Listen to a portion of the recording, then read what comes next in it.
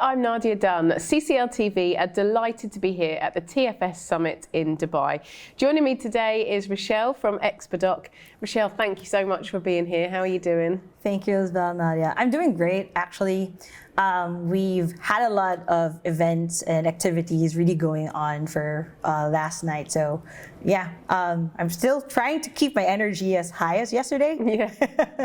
Yeah. What does it feel like compared to previous conferences? Like, can you feel that energy, that it's the first one back since COVID? There is that energy. It almost feels like people were longing for each other, to see each other, get connected. What's been the update? What have you been? What have you changed? And how can we resume things? How can we try to give some sense of normalcy back for our businesses? Well, I want to go into that with you in more detail, but first of all, can you tell us a bit about Expedock and your role there and your background? Yeah, so I'm the Vice President for Customer Success in Expedock. And what we do is we're an AI automation software. I know there's a lot of words placed in there.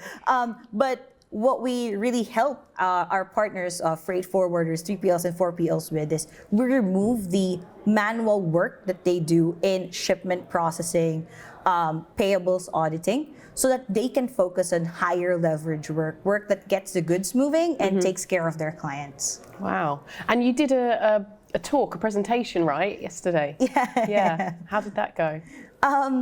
The only thing that did not go well was the tech problem, but everything else, I think, I really loved how the crowd was receptive over the development of freight technology, since part of the insights that we really wanted to impart to everyone was that the forms of automation before are really changing these days. It's easier for middle-sized players to adapt better technologies that are normally being invested thousands and thousands of dollars by the bigger players. So family-run businesses can now take advantage of automation options, these technologies, without really breaking the bank or building their own IT teams to run it.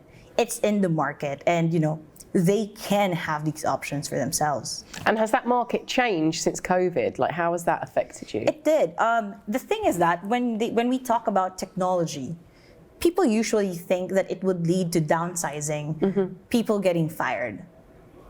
But you see, with the Great Resignation happening, a lot of companies are actually finding it difficult to fill in positions above minimum wage just to get their goods moving or someone to take care of their shipment.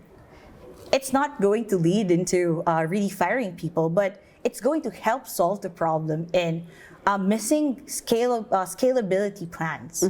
Because the thing is, if someone wants to help grow your demand by like 2x, 3x in the course of pandemic, in the course of the pandemic, you won't be able to get someone to fill in the job by next week. But that job can get, it can disappear. Yeah. And if you don't have someone doing the operations work for you, that's gonna be like a lot of business missed, right?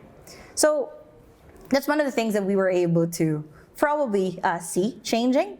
More people who are receptive to these technological changes, and they're seeing like how disruptions can lead to beefing up their businesses, contingency plans, because no one expected the pandemic, right? Yeah. And then, but what does the future look like? Like, how's it going to change? Yeah, I think that people will start to work smarter. People these days prefer to work remotely, right? Yeah. Being with their families, being in safer environments. But at the same time, use more tools to make sure that work is redefined, that we're doing things that actually matter in moving the goods, making sure that vaccines reach on time, that you get your shipments cleared because someone in the other part of the world is really waiting for it to be in there. Although you really need humans to get that service going, you can remove the non-essential services of administrative work and get it done faster. And Rochelle, what are your thoughts about CCL TV being here at the conference? I think it's great.